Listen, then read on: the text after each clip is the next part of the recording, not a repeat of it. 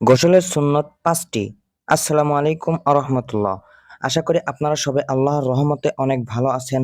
আমিও আল্লাহর রহমতে আলহামদুলিল্লাহ অনেক ভালো আছি। সো ভিউয়ার্স, আমরা সবাই গোসল করি, কিন্তু গোসলে যে ৫টি সুন্নত আছে আমরা এই ৫টি সুন্নত জানি না। আর আমরা সুন্নত মোতাবেক গোসল করতেও পারি না। সো ভিউয়ার্স, আজকে আমি আপনাদেরকে এই ভিডিওর মাধ্যমে জানিয়ে দিব গোসলের সুন্নত ৫টি। সো ভিউয়ার্স, আমি আমার এর আগের ভিডিওতে আমি বলেছি গোসলের ফরজ ৩টি কি কি। এখন আমি আপনাদেরকে এই ভিডিওর মাধ্যমে বলবো যে গোসলের সুন্নত ৫টি কি কি। তো চলুন আর বেশি কথা না বাড়িয়ে ভিডিওটি শুরু করি। আর আপনারা যারা আমাদের এই চ্যানেলে নতুন, তারা আমাদের এই চ্যানেলটি সাবস্ক্রাইব করবেন। আর যারা আমাদের পেজ থেকে দেখছেন তারা আমাদের পেজটি ফলো করে আমাদের পাশেই থাকবেন। সো ভিউয়ার্স, গোসলের সুন্নত ৫টি।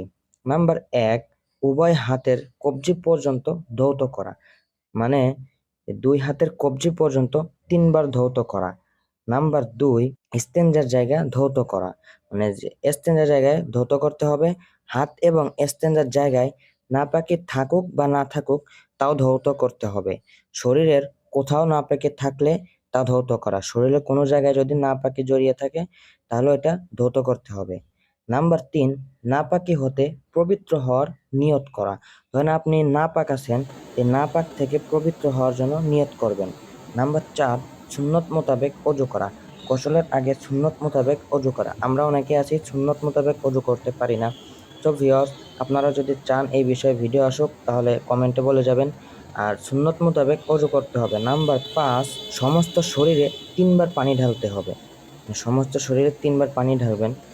এই হলো গোসলের সুন্নত ৫টি। সো ভিউয়ার্স, আল্লাহ তাআলা আমাদেরকে এই গোসলের সুন্নত ৫টি মেনে গোসল করার তৌফিক দান করুক, আমিন। আর আজকের ভিডিওটি এই পর্যন্ত। ভিডিওটি ভালো লাগলে একটা লাইক, একটা কমেন্ট আর চ্যানেলটি সাবস্ক্রাইব করে আমাদের পাশে থাকবেন আর আমাদের পেজটি ফলো করে আমাদের পাশেই থাকবেন। আসসালামু আলাইকুম।